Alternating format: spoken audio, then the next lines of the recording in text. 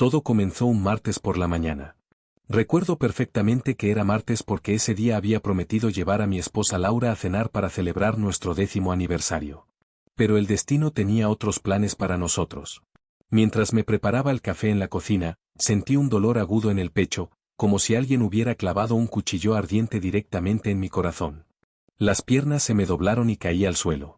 Lo último que recuerdo antes de perder el conocimiento fue ver el rostro aterrorizado de Laura corriendo hacia mí mientras gritaba mi nombre. Desperté 3 días después en la unidad de cuidados intensivos del Hospital General. Las luces fluorescentes del techo me cegaron momentáneamente. Intenté moverme pero mi cuerpo se sentía como si estuviera hecho de plomo. Había tubos por todas partes, en mi boca, en mis brazos, conectados a máquinas que hacían sonidos rítmicos y molestos. El primer rostro que vi con claridad fue el de Laura.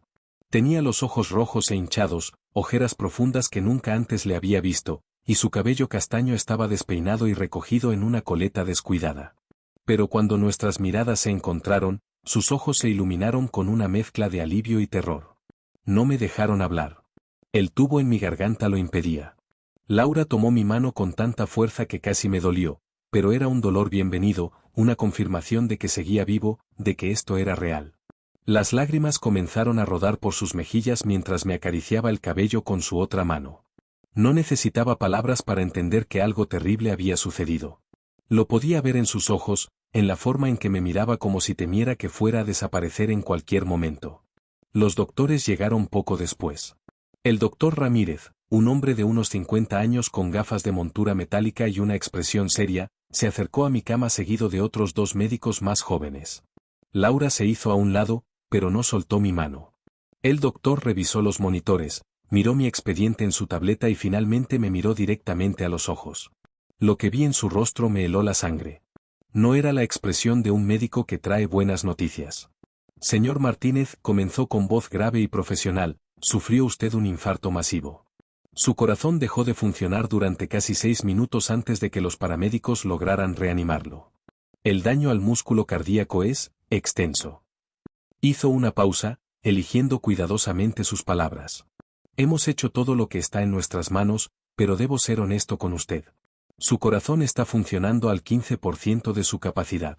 Normalmente, en casos como esto, recomendaríamos un trasplante de corazón, pero los exámenes muestran que también hay complicaciones en sus riñones y su hígado. El sistema simplemente no resistiría la cirugía. El silencio que siguió fue aplastante. Podía escuchar el pitido constante de las máquinas, el zumbido del aire acondicionado, incluso mi propia respiración artificial. Laura apretó mi mano aún más fuerte.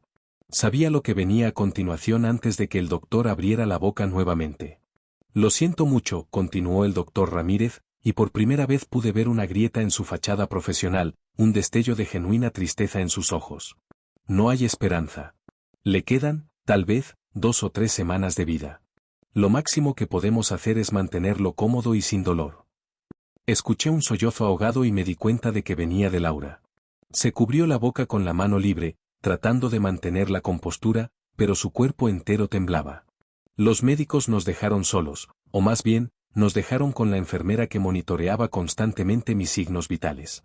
El mundo pareció detenerse en ese momento. Todo lo que había planeado, todo lo que había soñado para nuestro futuro, se evaporó en un instante. Esa noche, después de que me quitaron el tubo respiratorio y pude finalmente hablar, aunque con voz ronca y débil, Laura y yo lloramos juntos. Ella se acurrucó en la cama del hospital a mi lado, cuidadosa de no tocar ninguno de los cables y tubos, y simplemente nos sostuvimos el uno al otro. No hacía falta hablar. Después de 10 años de matrimonio, podíamos comunicarnos en silencio. Su presencia era todo lo que necesitaba. No te voy a dejar, me susurró al oído. Vamos a luchar contra esto juntos. No me importa lo que digan los médicos. No voy a perder la esperanza. Quise creerle. Quise aferrarme a esa esperanza que ella tenía. Pero había visto los rostros de los médicos. Había escuchado el tono final en sus voces. No era que no quisieran darme esperanzas, era que honestamente no las había. Mi cuerpo me había traicionado, y ahora tendría que pagar el precio. Los días siguientes fueron una nebulosa de dolor, medicamentos y visitas. Nuestros hijos vinieron a verme. Miguel, nuestro hijo mayor de 8 años, trató de ser valiente, pero lo vi llorar cuando pensaba que yo no lo veía. La pequeña Sofía, de solo 5 años, no entendía del todo por qué papá estaba en el hospital conectado a tantas máquinas. Me trajo dibujos que había hecho en la escuela, todos con corazones rojos y la palabra te amo escrita con su letra temblorosa de niña. Laura organizó todo. Habló con los doctores, entendió cada término médico, cada procedimiento, cada número en los monitores. Se convirtió en mi defensora, mi voz cuando yo estaba demasiado débil para hablar. Pero más que eso, se convirtió en mi ancla a la vida. Cada mañana llegaba al hospital antes del amanecer y no se iba hasta que las enfermeras prácticamente la obligaban a irse pasada la medianoche. Dormía en una silla incómoda junto a mi cama, se saltaba comidas, y gradualmente vi cómo el peso de la situación comenzaba a desgastarla físicamente. Laura, le dije una noche, mi voz apenas un susurro, necesitas cuidarte. Por los niños. Por ti misma. Ella sacudió la cabeza con determinación. Estoy exactamente donde necesito estar. Los niños están con mi mamá, están bien. Y yo estoy donde debo estar. A tu lado. Una semana después del diagnóstico inicial, mi condición empeoró. Los riñones comenzaron a fallar por completo y tuvieron que ponerme en diálisis. El dolor era constante ahora, a pesar de la morfina que fluía continuamente por mis venas. Los médicos convocaron a Laura para otra reunión. Esta vez, cuando el doctor Ramírez habló, su voz era aún más sombría. Señora Martínez, su esposo está entrando en falla multiorgánica. Honestamente, no esperábamos que llegara tan lejos. Es solo cuestión de días ahora. Tal vez horas. Necesitan despedirse. Traigan a la familia. Laura no lloró esta vez. Se había quedado sin lágrimas. Solo asintió mecánicamente y luego volvió a mi habitación.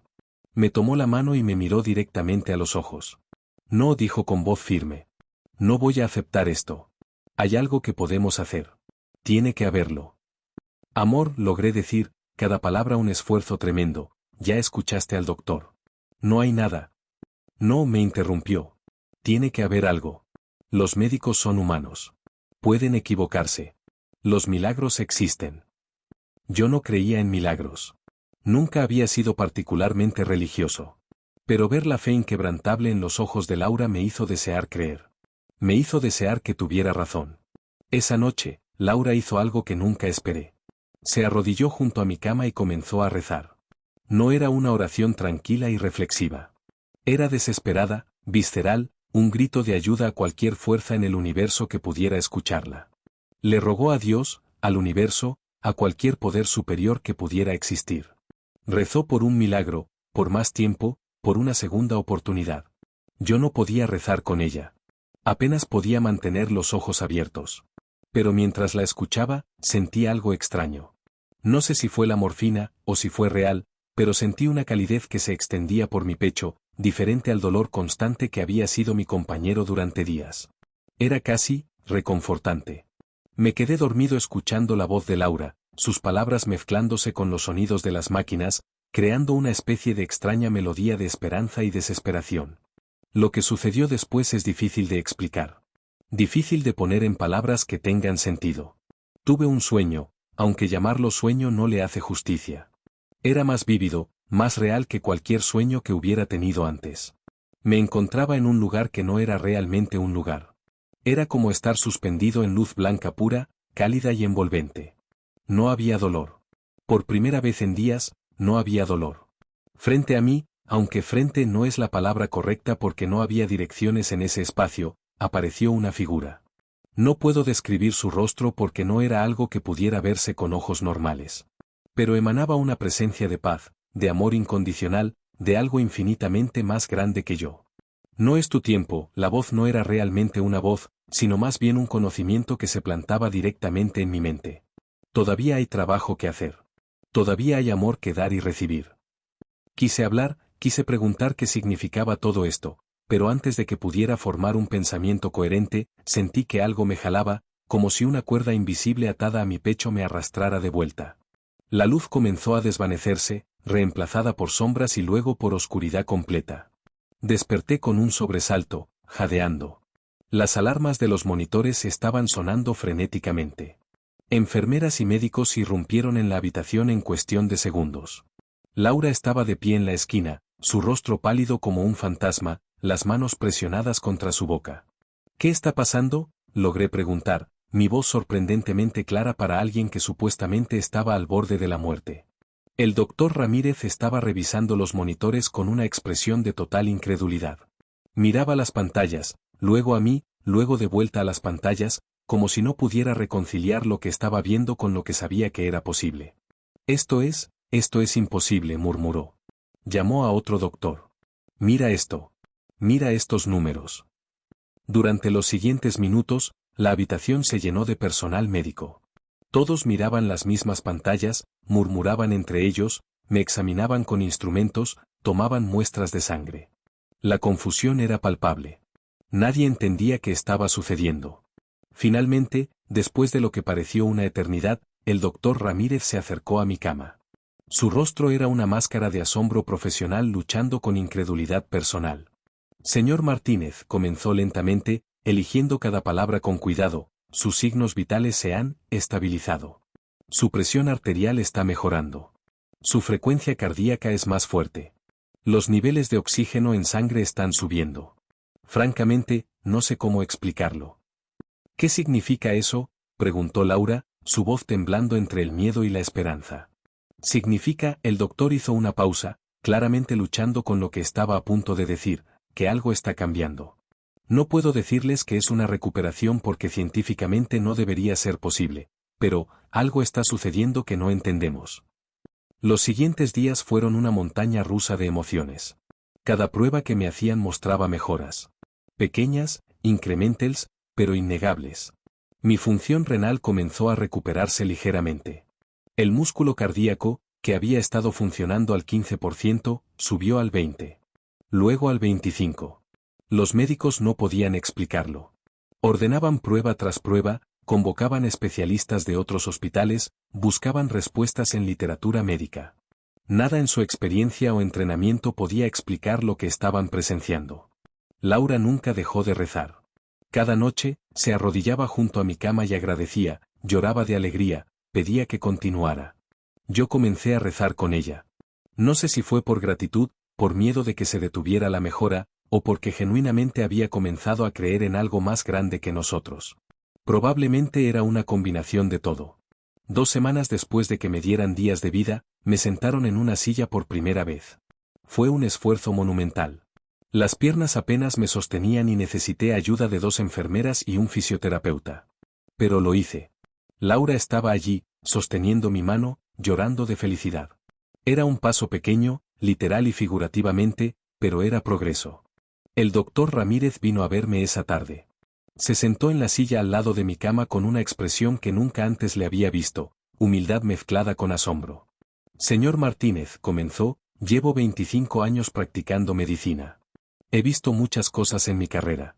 Recuperaciones sorprendentes, remisiones inexplicables, pacientes que superaron probabilidades imposibles. ¿Pero esto? Sacudió la cabeza. Esto desafía toda lógica médica. Su corazón está ahora funcionando al 40% de capacidad. Sus riñones se están recuperando. El daño hepático se está revirtiendo. Científicamente, esto no debería estar sucediendo. ¿Pero está sucediendo?, pregunté, necesitando escucharlo de sus labios. Sí, admitió. Está sucediendo. Y honestamente, no puedo darle una explicación médica que tenga sentido. He consultado con colegas en todo el país. Hemos revisado su caso docenas de veces. No hay nada en su tratamiento que explique esta recuperación. Los medicamentos que le dimos son los mismos que le damos a todos los pacientes con su condición. La diálisis es un procedimiento estándar. No hicimos nada diferente, nada experimental, nada que pudiera causar esto. Se quedó en silencio por un momento, mirando sus manos. Cuando volvió a hablar, su voz era apenas un susurro. Mi abuela solía decir que hay cosas en este mundo que la ciencia no puede explicar. Que a veces, cuando toda la lógica y la razón fallan, tenemos que aceptar que existe el misterio. Nunca pensé que tendría que citar a mi abuela en un contexto médico, pero aquí estamos. Laura, que había estado escuchando en silencio, habló. Doctor, ¿está diciendo que esto es un milagro? El doctor la miró durante un largo momento. Señora Martínez, como científico, como médico, no puedo usar esa palabra en un contexto profesional. Pero como ser humano, como testigo de lo que he visto en estas últimas semanas. Hizo una pausa. Llámelo como quiera. Llámelo milagro, llámelo inexplicable, llámelo lo que el universo necesitaba que sucediera. El resultado es el mismo. Su esposo está vivo cuando no debería estarlo. Está mejorando cuando toda la evidencia decía que iba a empeorar.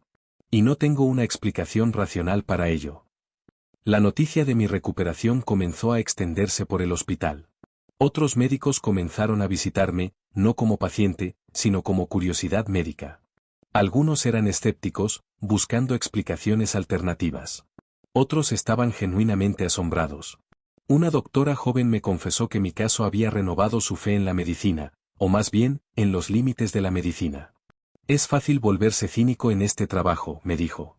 Ves tanto dolor, tanta pérdida. Comienzas a ver a los pacientes como un conjunto de síntomas y tratamientos. Pero usted me recuerda que cada persona es más que eso.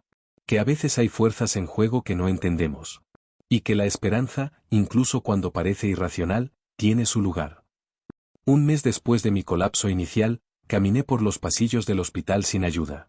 Era lento, cauteloso, pero lo hice. Las enfermeras que me habían cuidado durante mis peores días lloraron al verme. Una de ellas, una mujer llamada Rosa que había estado en el turno de noche durante toda mi estancia, me abrazó con lágrimas corriendo por sus mejillas. Estuve aquí la noche que llegaste, me dijo. Vi cómo te veías. Escuché lo que dijeron los doctores. Honestamente, no pensé que vivieras para ver otro día. Y ahora mírate. Estás caminando. Estás sonriendo. Es como ver a Lázaro levantarse. La referencia bíblica no pasó desapercibida. La historia comenzó a salir del hospital. Un reportero local escuchó sobre el caso milagroso y quiso hacer una historia. Al principio rechacé. No quería ser un espectáculo, una curiosidad para que la gente mirara. Pero Laura me convenció. Tal vez alguien necesita escuchar esto, me dijo. Tal vez hay alguien allá afuera que ha perdido la esperanza. Alguien cuyo ser querido está luchando. Tal vez tu historia puede darles fuerzas para seguir adelante.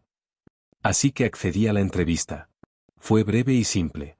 Conté mi historia, los hechos tal como habían sucedido. El reportero preguntó si creía en milagros. Le dije la verdad, no lo sé. No sé si fue un milagro, una coincidencia médica extraordinaria, el poder de la fe, o algo completamente diferente. Lo que sé es que estoy vivo cuando no debería estarlo. Que tengo una segunda oportunidad que la mayoría de la gente nunca recibe. La historia se emitió una semana después. La respuesta fue abrumadora. Cartas, correos electrónicos, mensajes de personas de todo el país que habían visto la historia. Algunos compartían sus propias experiencias de recuperación inexplicable. Otros simplemente querían decir que mi historia les había dado esperanza. Hubo escépticos también, por supuesto. Personas que insistían en que debía haber una explicación médica que simplemente no se había descubierto aún. Y tenían razón al ser escépticos. Yo mismo era escéptico. 6 semanas después de mi colapso, me dieron de alta del hospital. Mi función cardíaca estaba al 60%, mucho más de lo que cualquier médico había pensado posible. Mis riñones funcionaban casi normalmente. El hígado había sanado completamente. Tendría que tomar medicamentos por el resto de mi vida, tendría que hacer cambios significativos en mi estilo de vida, pero estaba vivo. Estaba yendo a casa. El día que salí del hospital, todo el personal del piso de cardiología vino a despedirme. Había globos, un pastel pequeño, incluso una pancarta que decía, «Bienvenido de vuelta a la vida». Fue emotivo y alegre y agridulce. Estos extraños se habían convertido en mi familia extendida durante las peores semanas de mi vida. El doctor Ramírez me dio la mano al despedirme. «Cuídese, señor Martínez», me dijo. «Y por favor, si alguna vez figura como hizo esto, hágamelo saber. Me vendría bien saber el secreto. Si alguna vez lo descubro, le prometí, será lo primero que haga». Llegar a casa fue surrealista. Todo se veía igual pero se sentía completamente diferente. Los niños corrieron hacia mí gritando, «Papá», y tuve que recordarles que fueran gentiles. Laura había decorado la casa con pancartas de bienvenida hechas a mano. Nuestra casa, nuestro hogar, que había temido no volver a ver nunca. Esa primera noche en casa, después de que los niños se durmieran, Laura y yo nos sentamos en el patio trasero bajo las estrellas. Hacía una noche clara y podíamos ver la Vía Láctea extendida a través del cielo.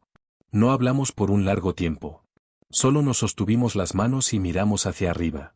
¿Sabes qué me di cuenta?, dije finalmente. Durante todo el tiempo que estuve en el hospital, lo único que quería era volver a casa. Volver a esta normalidad. Y ahora que estoy aquí, me doy cuenta de que nunca fue normal. Esta vida, este momento, contigo, con los niños, es extraordinario. Solo estaba tan ocupado viviéndolo que no me detenía a apreciarlo. Laura apoyó su cabeza en mi hombro. Yo también lo aprendí, dijo suavemente. Cuando pensé que te iba a perder, cuando cada día podía ser el último, me di cuenta de cuánto tomaba por garantizado. Las pequeñas discusiones sobre quién iba a sacar la basura. Las quejas sobre el trabajo. Todo eso parecía tan insignificante de repente. Lo que importaba era esto. Solo estar juntos. ¿Tuviste miedo?, le pregunté. Aterrorizada, admitió. Cada segundo de cada día. Pero no podía mostrártelo. Tenía que ser fuerte por ti, por los niños. Así que guardaba mi miedo y solo te mostraba esperanza. Porque si yo dejaba de creer, temía que tú también dejarías de creer. Fuiste mi ancla, le dije. Cuando quería rendirme, cuando el dolor era demasiado, cuando los doctores decían que no había esperanza, tú nunca te rendiste. Y eso me dio fuerzas para seguir luchando. Nos quedamos en silencio de nuevo, pero era un silencio cómodo, lleno de comprensión y amor. Después de un rato, Laura habló de nuevo. ¿Crees que fue un milagro? Había pensado mucho en esa pregunta. No lo sé, respondí honestamente. Tal vez sí. Tal vez fue la ciencia haciendo algo que no entendemos aún. Tal vez fue una combinación de ambos. O tal vez la distinción no importa. Lo que importa es que estoy aquí. Que nos dieron otra oportunidad. Y no voy a desperdiciarla. La recuperación no fue lineal. Hubo días malos, días en que el dolor volvía, días en que me sentía tan cansado que apenas podía salir de la cama. Había visitas de seguimiento al hospital cada semana, más pruebas, más monitoreo.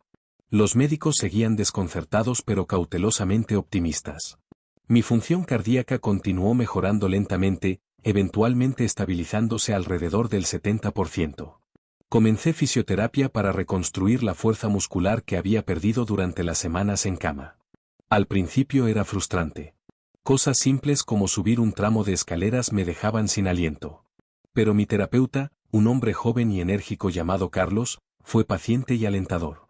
Estás reconstruyendo tu cuerpo desde cero, me decía. No es una carrera. Es una maratón. Y ya has ganado la parte más difícil. Ya sobreviviste. 3 meses después de mi alta hospitalaria, pude volver al trabajo a tiempo parcial. Trabajaba en contabilidad, un trabajo de escritorio que no era físicamente exigente, pero incluso las largas horas sentado frente a una computadora eran agotadoras al principio. Mis colegas me trataban como si fuera de cristal, preocupados de que cualquier estrés pudiera causar otro colapso. Con el tiempo, a medida que me vieron estable y saludable, comenzaron a relajarse. Mi jefe me llamó a su oficina una tarde. Era un hombre corpulento con una sonrisa fácil y un corazón más grande de lo que aparentaba. Mira, me dijo, no sé si esto es apropiado, pero tengo que decirlo. Cuando escuché lo que te pasó, cuando escuché lo que dijeron los doctores, pensé que te habíamos perdido. Y me hizo reflexionar sobre muchas cosas. Sobre cómo tratamos a las personas aquí, sobre qué es realmente importante. Así que quiero agradecerte. ¿Agradecerme?, pregunté, confundido. ¿Por qué? Por recordarnos que somos humanos, respondió. No solo empleados o números en una hoja de cálculo. Humanos con familias, con vidas fuera de estas paredes. Tu historia, tu recuperación, nos recordó a todos que la vida es frágil y preciosa. Así que gracias por volver. Y gracias por recordárnoslo. 6 meses después de mi colapso, Laura organizó una pequeña celebración. Invitó al doctor Ramírez, a algunas de las enfermeras que me habían cuidado, a mi fisioterapeuta, a amigos y familiares. Fue una reunión simple en nuestro patio trasero, con comida de barbacoa y un pastel que decía "Celebrando la vida". El doctor Ramírez llegó con su esposa, una mujer elegante con una sonrisa cálida. Gracias por invitarnos, me dijo estrechando mi mano. Sabes, en mi profesión, rara vez tenemos la oportunidad de ver a los pacientes después de que los damos de alta, especialmente en circunstancias felices. Esto significa mucho para mí. Usted salvó mi vida, le dije. No, negó con la cabeza firmemente. Le administramos tratamiento estándar. Hicimos nuestro trabajo. Pero lo que sucedió después, esa recuperación, eso no fuimos nosotros. Eso fue otra cosa. Algo que aún no entiendo. ¿Sigue sin tener una explicación?, preguntó Laura, uniéndose a la conversación. He revisado su caso cientos de veces, admitió el doctor. Lo he presentado en conferencias médicas. He consultado con los mejores cardiólogos del mundo. Y nadie tiene una explicación satisfactoria. Oh, hay teorías. Tal vez hubo una regeneración celular atípica. Tal vez el daño inicial no fue tan extenso como pensamos. Tal vez hubo algún factor genético que no identificamos. Pero todas son conjeturas. La verdad es que no lo sabemos. ¿Y eso te molesta?, pregunté. Como científico, no tener una respuesta. Sonrió. Solía molestarme. Los primeros días, estaba obsesionado con encontrar una explicación. Pero ahora... Se encogió de hombros. Ahora lo he aceptado como un recordatorio de que no lo sabemos todo. Que por todo lo que la medicina ha avanzado, todavía hay misterios. Y tal vez eso está bien. Tal vez necesitamos esos misterios para mantenernos humildes. La celebración fue perfecta. Los niños corrían por el patio jugando, los adultos conversaban y reían, la comida era deliciosa. En un momento, me encontré solo por un momento, observando la escena. Laura estaba hablando animadamente con Rosa, la enfermera nocturna. Miguel y Sofía estaban mostrándole a Carlos, mi fisioterapeuta, cómo hacer volteretas en el césped. El doctor Ramírez y su esposa estaban profundamente inmersos en una conversación con mi jefe. Todo era tan normal, tan maravillosamente ordinario. Y en ese momento, sentí una gratitud tan profunda que casi me abruma. No solo gratitud por estar vivo, sino gratitud por este momento específico, por estas personas específicas, por esta vida específica que casi pierdo. Un año después de mi colapso, regresé al hospital para una revisión de rutina. Mi función cardíaca se había estabilizado al 75%. Los médicos estaban asombrados. Reducían gradualmente mis medicamentos, monitoreando cuidadosamente cada cambio. Todo indicaba que mi corazón se había sanado de una manera que la ciencia no podía explicar completamente. Es como si tuvieras un corazón nuevo, comentó el cardiólogo que me estaba examinando, una mujer joven que no había estado presente durante mi crisis inicial pero había revisado todo mi expediente. Si no supiera tu historia, si solo viera estos resultados, asumiría que tuviste un trasplante de corazón exitoso.